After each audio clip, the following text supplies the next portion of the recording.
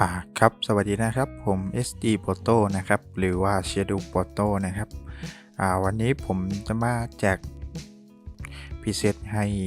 ลองเอาไปแต่งกันดูนะครับพร้อมกับภาพ1รูปให้ลองแต่งดูเล่นๆให้ทุกคนได้ลองฝึกทำสกินโทนนะครับโทนแรกจะเป็นโทนนี้นะครับประมาณนี้นะครับโทนแรกที่ให้ไปคือประมาณนี้ครับ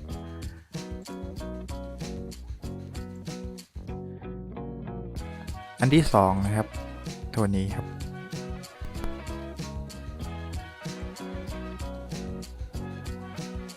โอเคครับผมอันที่3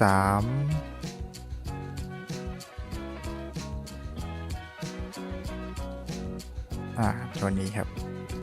ใกล้เคียงกันนิดนึง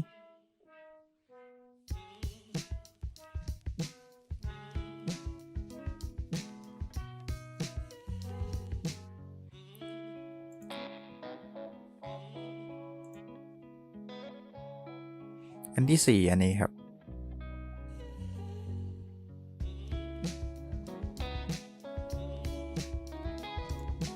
อันที่5คนใกล้เคียงกันนะครับแต่ว่ามันให้มุมมองมิติโทนมัน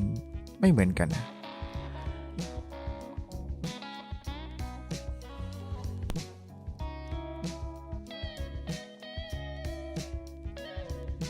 แล้วก็อันนี้ด้วยนะครับผมจะให้อันนี้ด้วยไอ้ที่สอนแต่งไปรอบที่แล้วนะครับพร้อมกับสกินโทนนี้ด้วยกับสกินโทนที่สอนแต่งไปรอบที่แล้วเหมือนกันนะครับอันนี้ด้วย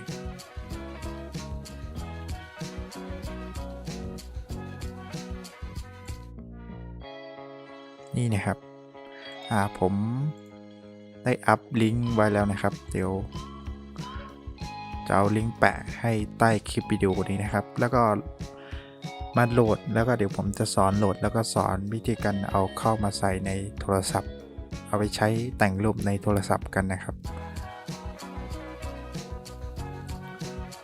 นะครับ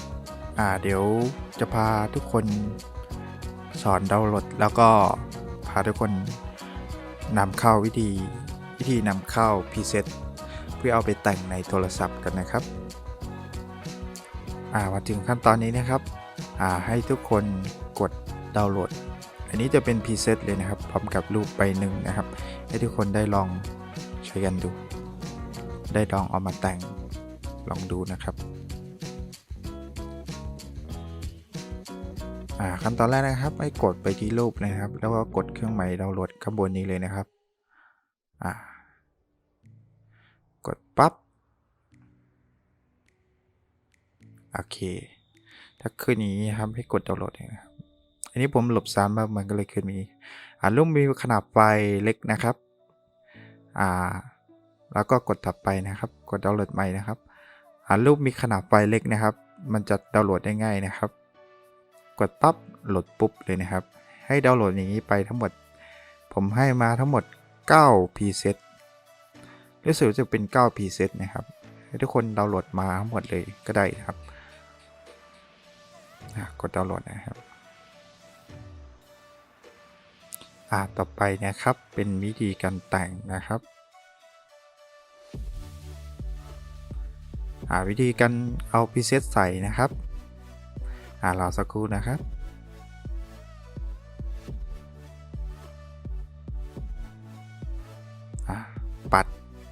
ปัดช่องนี้นะครับปัดช่องนี้ให้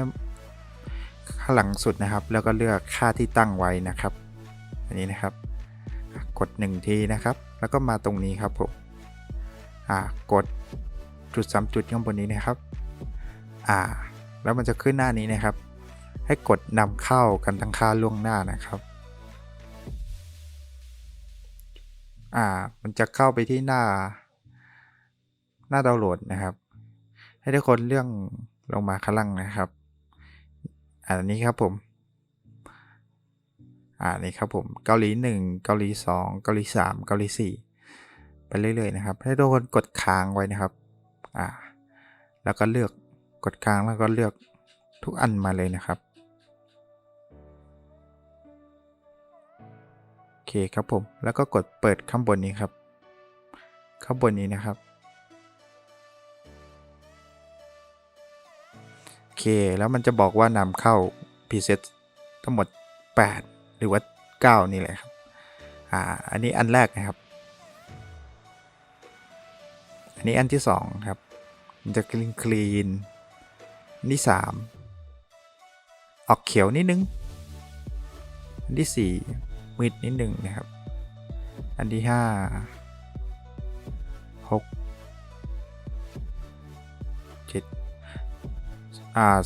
9ลุกสีจะออกเป็นสีมุ้มสีส้มถ้าสมมติว่าแต่งเลือกเป็นเกาหลี1ปั๊บถ้าชอบเป็นสกินโทนนี้ให้กดติ๊กถูกข้างบนนี้นะครับโอเคครับผมก็จะได้ประมาณนี้แล้วอยากไปแต่งเพิ่มเราก็แต่งเพิ่มตามที่เราชอบได้นะครับ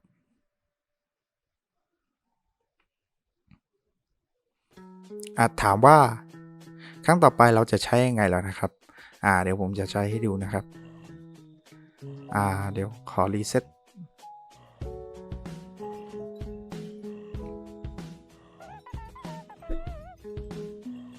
โอเคครับผม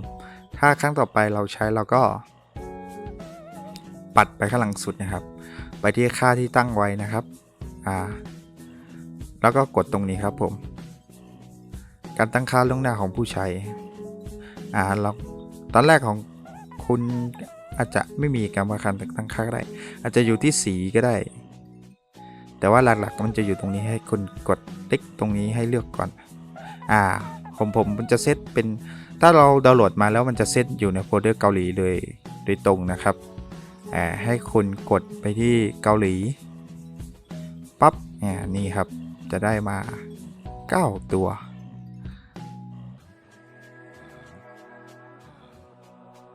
ขาด8ตัวหนึ่งทั้งหมด8ตัวแต่ว่าเลขถึงเลข9คุณเลือกมาสักโทนหนึ่งสมมติว่าชอบโทนที่1พอกดโทนที่1เสร็จปั๊บก็กดถูกข้างบนนี้ครับผม